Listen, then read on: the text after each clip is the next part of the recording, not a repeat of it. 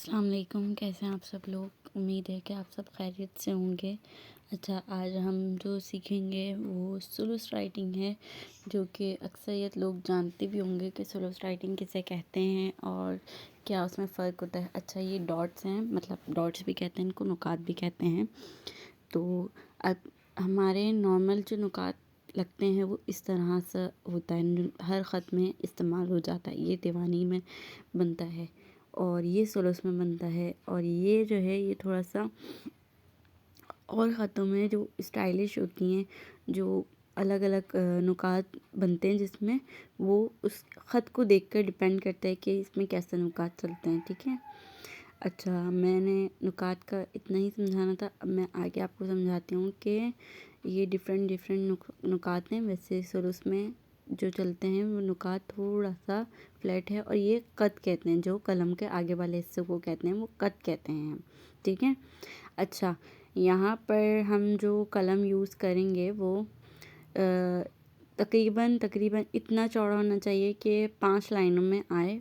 5 cm जो लकीरें होती हैं 5 लाइनों में आए, मतलब 1/2 इंच। अच्छा, अब ये हम 1 2 3 4 5 6 7 टोटल हम 7 नुकात डालेंगे इसके लिए, क्योंकि सुलूस का अलिफ थोड़ा सा बड़ा होता है और थोड़ा सा स्ट्रेट आके नीचे से कर्व हो जाता है। इतना नहीं होता है, लेकिन हल्का सा तिरछा हो जाता है। अब ये चीज़ आपको इसमें देखकर अंदाज़ा होगा कि किस तरह से कह रही हूँ मैं। अच्छा, यहाँ से हम इस तरह से नीचे लाएंगे और नीचे लाने के बाद आगे से टर्न कर देंगे। ठीक है। अब यहाँ से हमारा निकलेगा ताज। ताज निकलने के बाद तकरीबन हमारा ये 4 नुकात के जितना, 5 नुकात के जितना स्ट्रेट आएगा। उसके बाद हम इसको नीचे से जो है हल्का सा टेढ़ा कर देंगे।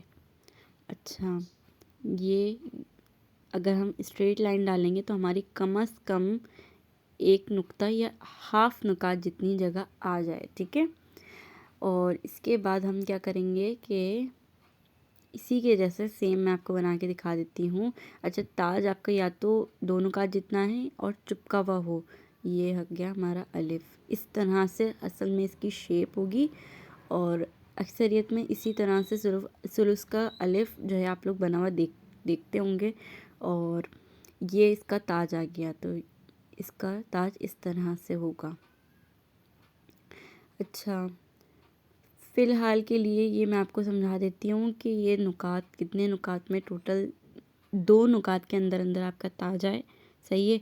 उसके बाद फिर आप क्या, जो बाकी का अलिफ है वो नीचे तक का आए, और आप थोड़ा सा इस तरह से भी ले सकते हैं ताज थोड़ा सा खड़ा, और ये जो है ये नीचे की तरफ आ रही है और वो थोड़ा सा उठा हुआ जा रहा है, जैसा कि मैंने बराबर वाले अलिफ में बनाया है। और वो थोड़ा सा कलम को मैंने बारीक बना के फिर बनाया है, तो इस वजह से वो पतला लग रहा है, और इसका बराबर वाला अलिफ थोड़ा चौड़ा लग रहा है। कलम के हिसाब से हम अपना पतला मोटा कर सकते हैं। ठीक है। लेकिन सुलूस मोटे कलम से ही अच्छी लगती है, और जितना मोटा कलम होगा, मतलब साइज़ के हिसाब से, उतना ही प्यारा लगेगा। तो एक और बार मैं अलिफ समझा देती हूँ कि अलिफ के 7 नुकात डलेंगे, फिर उसके बाद हमारा ये 7 नुकात तक के आके ब्रेक होगा, और इसकी नोक हमारी हल्की सी आगे की तरफ निकलेगी, और 2 नुकात के जितना हमारा ताज आएगा। ठीक है, जैसा यहाँ पे बना हुआ है, और हमारा जो है तिरछा 45 एंगल के ऊपर जाएगा ये। और इसके बाद जो लकीर आएगी उसमें कम से कम 1/2 नुकात जितनी तो जगह होनी चाहिए।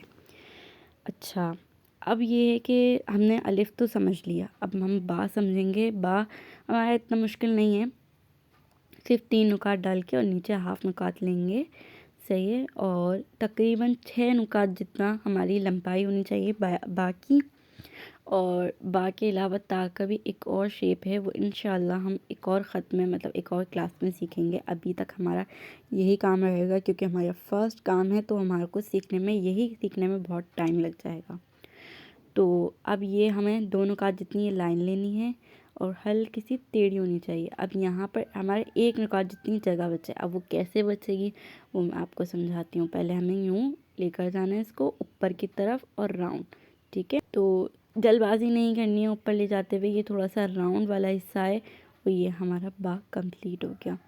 अच्छा, इसके जो तकरीबन नुकात वुकात हैं वो मैं आपको समझा देती हूँ कैसे। ये लाइन इस तरह से बिल्कुल बैलेंस में आए और अब इसके अंदर से लाइन डलेगी कैसे, बिल्कुल जहाँ पे हमने दो नुकात पे शुरू करा था वहीं पर।